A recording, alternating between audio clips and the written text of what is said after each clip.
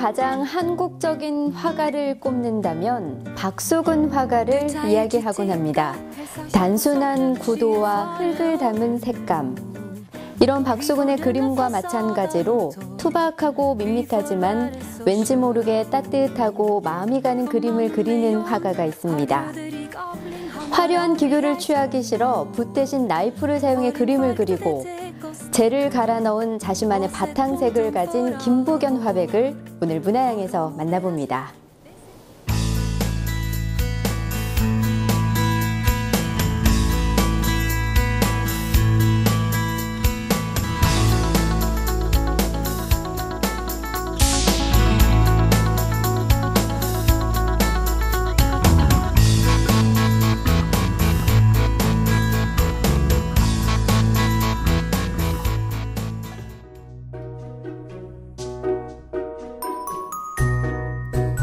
산 앞에 아담이 내려앉은 이곳이 김부견 작가의 작업실 겸 자택입니다.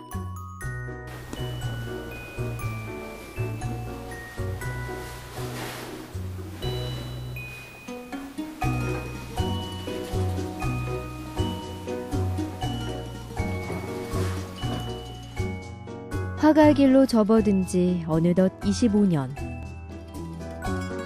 그는 우리 화단에서 흔치 않은 불교적인 색채와 소재를 선보여 왔습니다.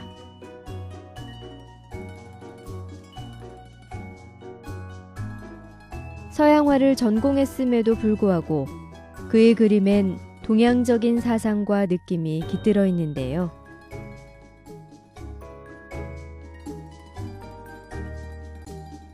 (1990년) 선배 화가인 유휴열 작가의 갑작스런 통보로 얼떨결에 첫 개인전을 선보인 김부견 씨.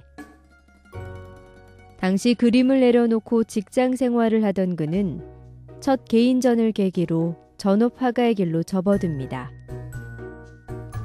이후 일본에서 연이어 개인전을 열면서 그의 그림을 좋아하는 일본 사람들이 생겨났는데요. 그러다 보니 지영민과의 만남이 뜸해졌습니다. 제가 좀 게을른 편이에요. 많이 그림이 게을러가지고. 전시는 지역에서는 전주에서는 그룹전 몇 개 참여를 하고 있고요. 그다음에 개인전은 전주에서 현재 상당히 오래됐습니다. 그리고 주로 이제 서울에서 개인전을 했고 일본에서 개인전을 하고. 그래서 올해는 우리 지역에 좀 한번 보여줄 필요도 있을 것 같아가지고 10월 달에 교동아트에 지금 전시를 예약을 해놨습니다. 오늘 한번 보여줄 예정입니다. 전주에서. 일본 사람들의 작가님의 작품을 좀 많이 찾고 네. 좀 좋아하는 것 같은데 그 이유가 어디에 있다고 생각하세요? 아무래도 제 작업의 그 바탕이 되는 것이 한국적인 정서거든요. 한국적인 생각, 동양적인 어떤 사고 이런 것이 제 그림의 바탕이 되기 때문에 가장 한국적인 것이 가장 세계적인 것이 될 수 있는 것과 마찬가지로 일본 사람들도 제 그림에서 어떤 한국적인 정서를 많이 느끼는 것 같습니다. 그래서 오히려 국내에서보다는 일본 사람들이 제 그림을 더 많이 좋아하고 그러는 편입니다.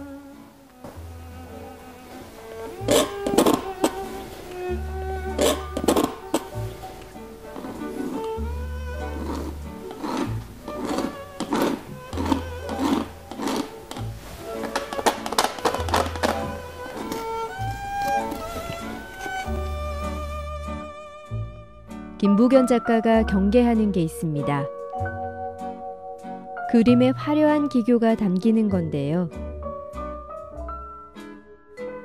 기술적인 기교는 전혀 중요하지 않다고 생각하기 때문에 그는 붓이 아닌 나이프로 작업을 합니다.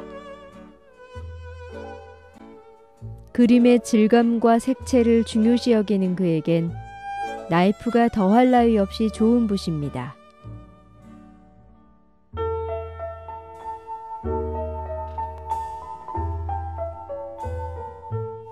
저도 처음에 물론 대학 다니고 처음에 그림 배우고 그럴 때는 뭐 극사실계통 그림도 많이 그렸었죠.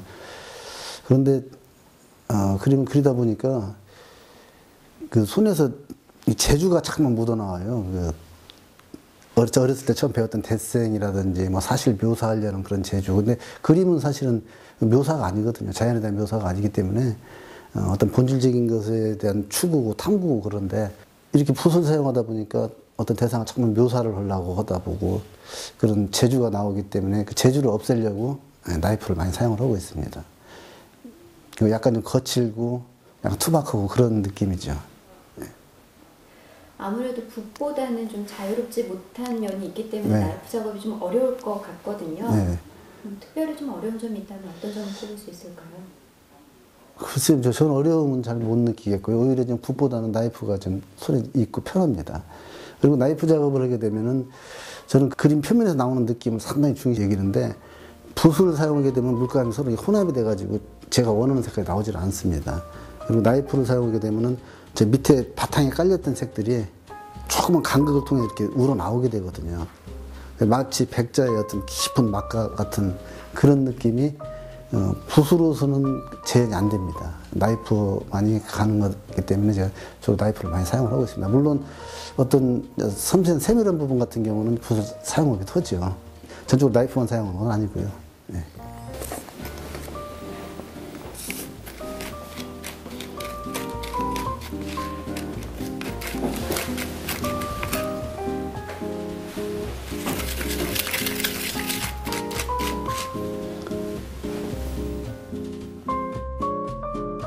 그는 한국적인 것을 추구합니다.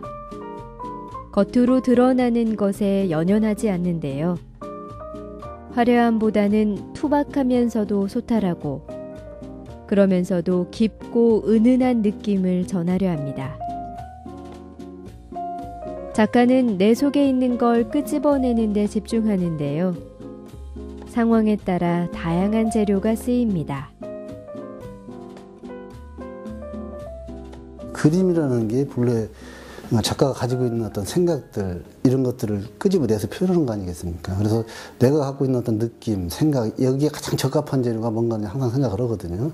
그래서 기존에 있는 뭐 서양화라고 해서 유화물감이라든지 아크릴 컬러 이것만 가지고는 한계가 있습니다. 그 느낌을 표현하는 데는 있어서 그래서 어떤 경우에는 좀 더 깊고 좀 중후한 느낌을 주기 위해서 어떤 재를 좀 섞는다든지 종이죽을 좀 섞는다든지 아니면 어떤 경우에는 산뜻한 느낌 같은 걸 표현하기 위해서는 오일 파스텔이라는 크레파스 같은 그런 것도 사용을 하고 또 어떤 경우에는 먹을 사용하기도 합니다. 먹을 사용하기도 하고 그래서 그때그때 제가 갖고 있는 어떤 생각을 표현하기에 가장 적합한 재료가 뭔가 생각을 해서 구분하지 않고 필요한 거 다 사용을 하고 있습니다.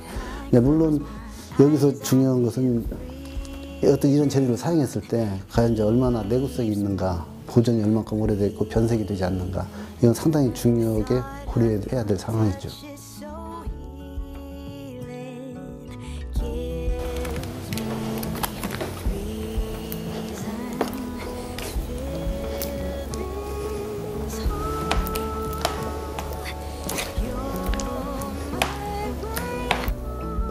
김보견 작가는 밑작업을 중요하게 생각합니다. 붓과 물감으로는 표현할 수 없는 우러나는 색을 선호하는데요. 그래서 바탕색을 모두 만들어 사용하고 있습니다. 그의 그림이 매끈하고 잘 다듬어진 느낌이 아닌 텁텁하고 한편으론 밋밋한 느낌을 전해주는 이유가 여기에 있습니다. 그림을 그리기 전에 그 캔버스에 바탕칠을 하게 되거든요. 근데 이제 서양의 그 물감들은 그 가령 제소라든지 이런 것들은 그 침투가 안 됩니다. 그래서 그 색깔이 겉에서 이렇게 우러나오게 돼요. 색을 칠하게 되면. 근데 동양화 같은 경우는 한지에서 보면은 물감을 칠하면 깊이 침투가 되거든요. 그래서 침투가 돼서 속에서 이렇게 우러나오는 그 맛이 나오게 됩니다. 그래서 이제 그런 서양화의 단점을 보완하기 위해서 저는 이 젯소에다가 제가 만든 종이죽을 사용을 합니다. 종이를 잘게 죽을 만들어 가지고 종이 지점토죠. 지점토고 거기다가 그 나무를 태운 젤을 좀 사용을 합니다. 여기 이런 젤을 좀 곱게 해가지고 젤을 사용을 하고 그다음에 이제 점착력을 좀 강하기 위해서 이제 본드를 좀 사용을 하고 이렇게 해서 이걸 만들어서 칠하게 되면은 이것이 마르고 나면은 마치 한지, 두꺼운 한지와 같은 역할을 하게 됩니다.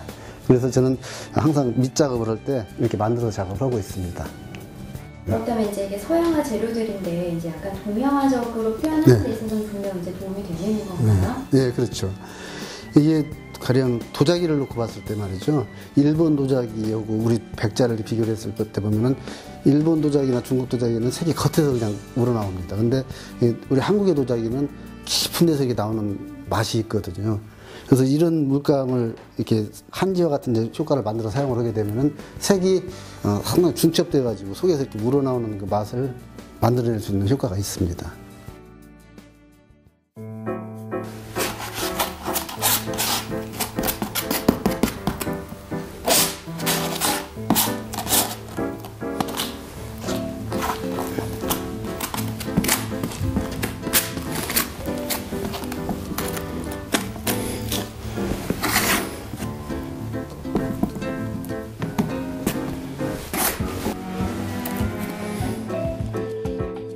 화가들이 을에 사용하는 붓이 아닌 나이프로 최대한 거칠고 두껍게 바탕 작업을 하는 김부견 작가. 그의 이러한 작업은 다른 화가들의 스케치 과정과 마찬가지입니다. 오랜 시간을 들여 생각하고 깨달은 것을 화폭으로 옮겨내는 가장 중요하고 의미 있는 작업입니다. 예, 그래서 저는 그림을 그리기 전에 이 바탕 작업이 굉장히 중시적입니다. 건물로 말하자면은 건물 기초를 짓는 거나 마찬가지죠. 그래서 실제로 이 작업이 되게 되면은 그림은 거진 한 70~80% 완성됐다고 봅니다. 그동안에 평소에 작품 구상하고 생각했던 것들을 여기다 쌓아나가는 것이죠. 내 생각들, 그동안의 작품에 대한 생각들을 쌓아나가는 과정이라고 보시면 됩니다. 그래서 그림에 있어서는 화사후소라고 그림 그리기 전에 먼저 바탕부터 깨끗이 해라. 그런 사자성어가 있습니다. 그래서 저는 항상 그리기 전에 이 바탕을 생각을 하면서 내 작품이 완성된 상태를 생각을 하면서 여기에 생각들을 이렇게 표현하는 것이죠, 이게. 그래서 여기 이 작업이 끝나고 나서 그 위에서는 이제 그동안 여기서 생각했던 것을 이제 끌어내주면 되는 것이죠. 여기다 물감을 좀 칠하고 여기서 형상을 좀 그려주고 이런 과정입니다. 이렇게 나이프를 사용해서 이렇게 하다 보면 두께감이 이렇게 좀 생기는데 그렇게 하는 이유가 특별히 있으십니까? 네, 그렇죠. 현재 이 그림에서는 그림의 거진 완성된 형태를 갖추고 있거든요. 여기 이제 선이라든지 면 이런 것들이 다 표현이 되어 있습니다. 그래서 이런 두께감이 나온다는 것은 일종의 마티에르 효과라고 볼 수 있겠죠. 화면의 표면의 어떤 질감, 느낌이죠. 이 느낌. 저는 그림에서 색채와 느낌을 굉장히 중시 여기게 되는데 그냥 반듯한 평면에서 느끼지 못하는 표면 질감 같은 거 이런 걸 표현하기 위해서 이런 마티에르를 많이 사용을 하고 있습니다. 삼형제가 화가인 김부견 화가. 아버지의 반대를 무릅쓰고 화가의 길에 접어든 형을 보며 그림은 그리지 않겠다고 다짐했지만 젊은 날 정신을 차리고 보니 어느새 그는 그림을 그리고 있었다고 합니다. 그리고 그림을 공부하던 작가는 어느 날 한 사찰에서 불상과 탑들을 보고 그림 전반에 큰 영향을 받았습니다.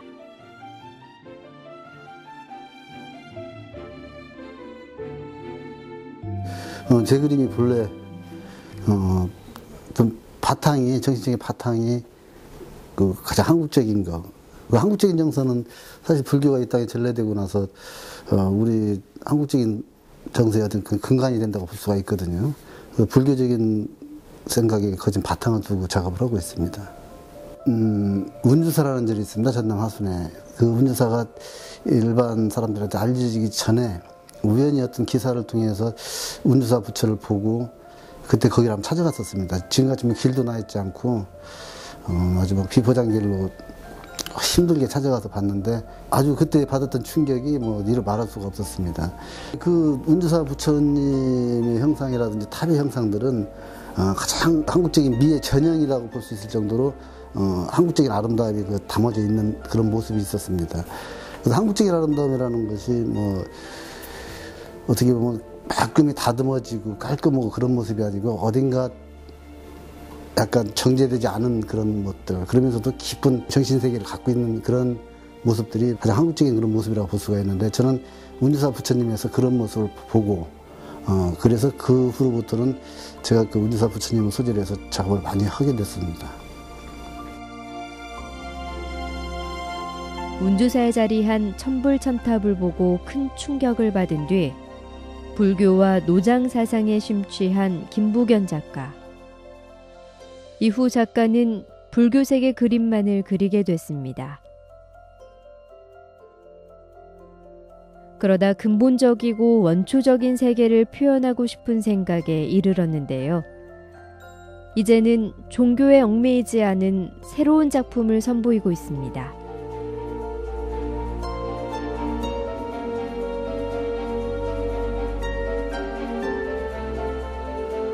제가 요즘 무상이라는 주제를 가지고 작업을 많이 하게 되는데, 세상이 변하지 않는 것은 아무것도 없습니다. 모든 것은 다 변하고, 그래서 작품이라는 것이 결국 작가의 생각, 작가가 가지고 있는 어떤 아름다움에 대한 생각을 표현하는 것이기 때문에, 그 아름다움에 작가의 생각이 정체되어 있어서는 안 되게 되겠죠. 항상 작가는 변해야 되고, 그렇기 때문에 내가 어떤 갖고 있는 생각 자체가 변하기 때문에 작품이 변할 수밖에 없는 것이죠. 그건 당연하다고 생각을 합니다. 처음에는 운주사 부처님들 탑을 보고 그 표면적인 그 형상에 너무 충격을 받았기 때문에 그 형상을 재현하는 데 굉장히 목표를 많이 두었었습니다. 그러면서 나름대로 그 굉장히 동화적인 모습이라든지, 그 부처님이 권위적이지 않아요. 굉장히 서민적인 모습이고, 그래서 이런 것을 좀 친근하게 표현하기 위해서 약간 동화적인 표현으로 새도 등장을 시키고 그렇게 해왔었던 것이죠.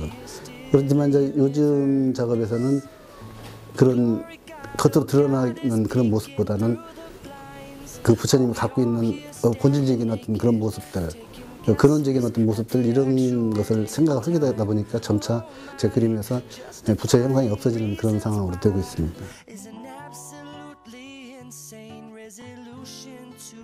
김부견 작가는 절대 급하게 그림을 그리지 않습니다.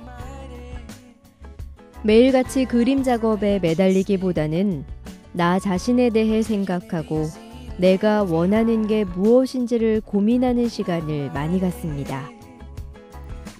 나를 중심에 놓다 보니 그림에 등장하던 부처 형상에 작가 자신이 들어앉게 됐습니다.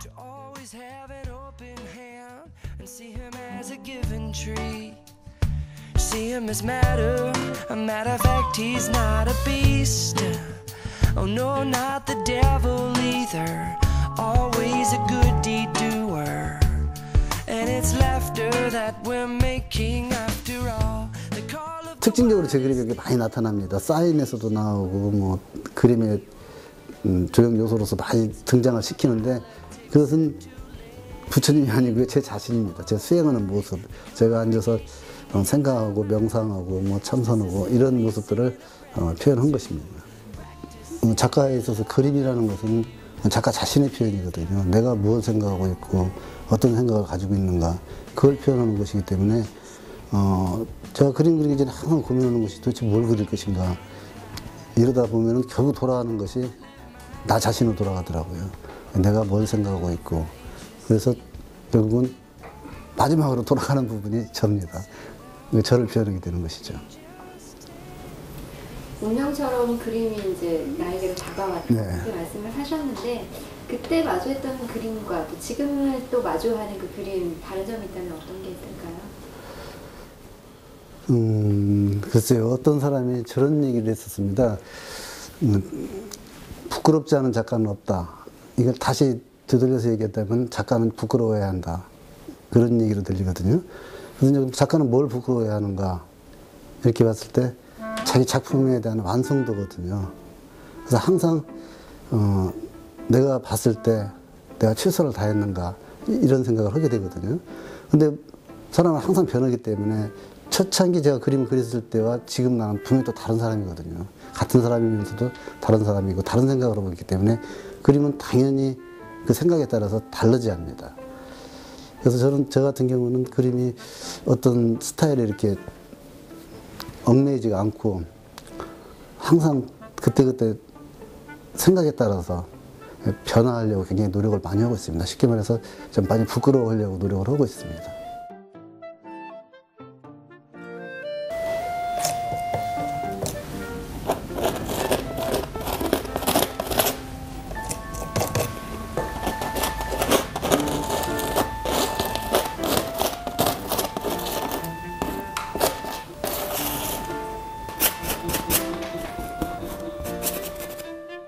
작가는 이제 형상마저 떨쳐내려 합니다. 그래서 무상의 존재로 화폭에 담아냈던 구름마저 해체해 나가는 작업을 진행 중인데요. 형상에 대한 미련을 다 버리진 못했지만 형상 대신 정신적인 것을 취한 그림을 새롭게 선보일 계획입니다.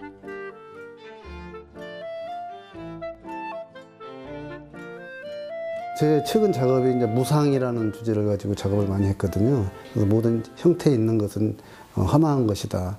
뭐 그런 이제 동양적인 사회 체계가 있는데 저는 그 형태가 갖고 있는 형태 이전의 어떤 본질적인 그 본래 밑자리 그걸 한번 탐구를 해보려고 형상 해체 작업을 한번 하고 있습니다. 예, 그래서 이제 그 기존에 제 작업에서 들어갔던 어떤 간에 집이 들어가는 자리라든지 구름이 들어가는 자리라든지 사람이 들어갔던 자리 이런 자리들을 갖다가 외형적인 형태가 아니고 어떤 느낌만을 가지고 어떤 이미지만을 갖다가 담으려고 이미지 표현 작업을 하고 있는 거죠.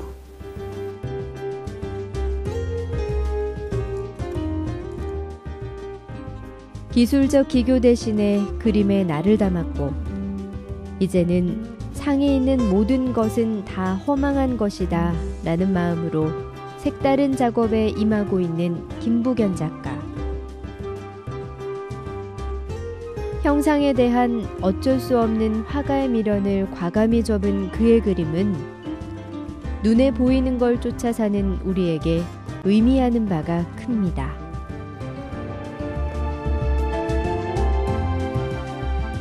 물론 이제 형태에 있는 거라는 것은 뭐 절대 영원한 것은 없는 것이거든요.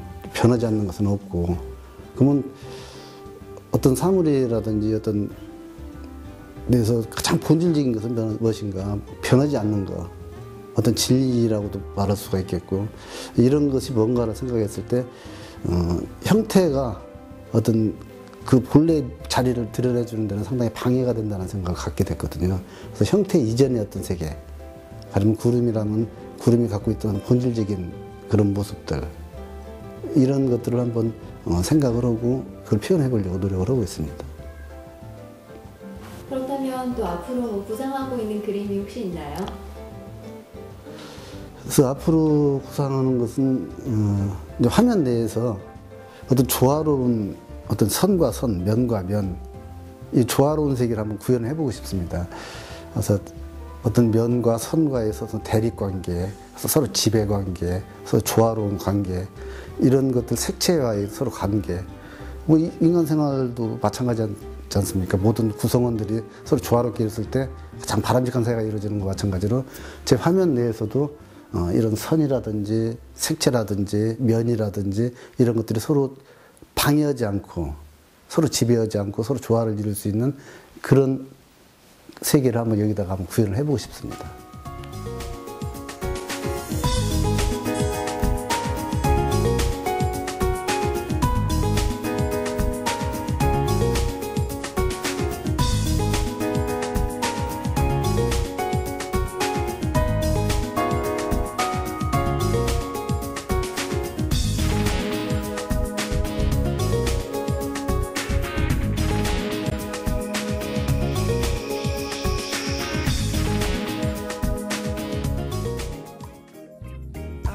충분히 생각하고 내적인 것을 먼저 다진 뒤 그림을 그리자는 마음으로 오랜 세월 작품 활동에 임해온 김부견 작가.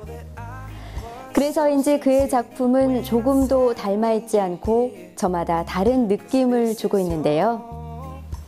올해 10월에 있을 작가의 개인전에서는 어떤 작품을 만날 수 있을지 기대해봅니다.